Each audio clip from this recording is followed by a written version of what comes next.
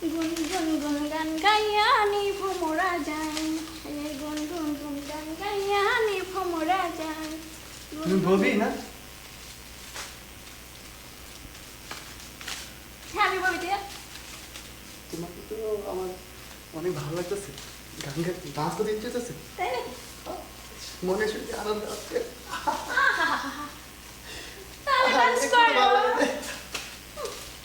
দেখতো আমি কি সুন্দর ডান্স করি, বলিউড বলুন কাঁপাই সেটা দেখতেই আছে তুমি কি সুন্দর ডান্স পারো। দেখো। দেখছি তোর মতো নাগরের সাথে ডান্স করতে আমার বইয়েই আছে। ওই রান্না দেখো এত সুন্দর ডান্স না করে পারি, তোকে বলতে পারো তুমি? হ্যাঁ পারি তো। কি রে ববি, দেখলাম তোতলার সাথে তুই কি কথা বলছ নাকি? তোদের 30 দিন থেকে তো ভালো তোতলা রে। আমি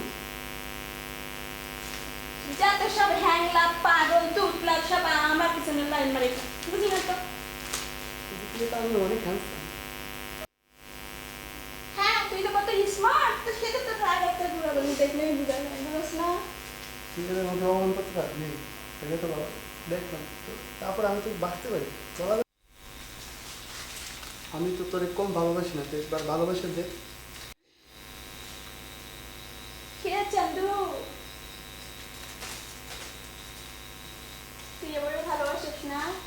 তোর আব্বার নাম কি রে? খুব দোষ। আচ্ছা তোর বাপেরা কয়া ফোনটা পাঠাস এখন জায়গা। আমি পাথরের ফুল ফুটাবো শুধু ভালোবাসা দিয়ে, আমি সাগরের ঢেউ থামাবো শুধু ভালোবাসা। এই তুমি আমাদের মুক্তি ঠাকুর মেয়ে না? হ্যাঁ মাই গড, তুমি তো ভালো হ্যান্ডসাম হয়ে গেছো, অনেকদিন তোমার সাথে দেখা হয় না।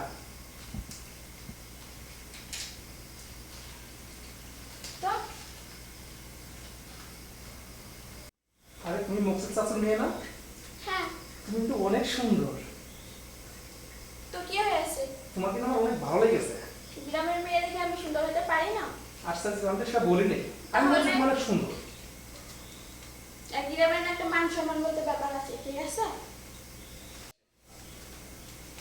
মায়াবিনী, জানো তোমাকে আমার খুব পছন্দ হয়েছে। তা তুমি কি ফোন টোন ইউজ করো?